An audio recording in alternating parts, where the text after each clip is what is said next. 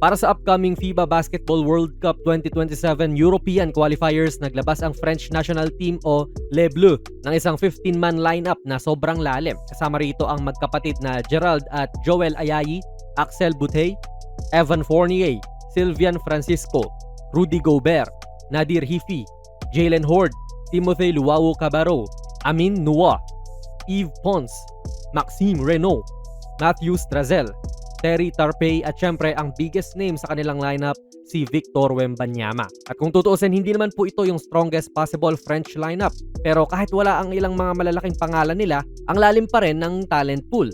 Para sa August 28, haharap sila sa Slovenia habang Sweden naman ang makakalaban nila sa August 30. At malaking bagay din na hindi nila haharapin ang isang fully loaded powerhouse sa dalawang games na ito.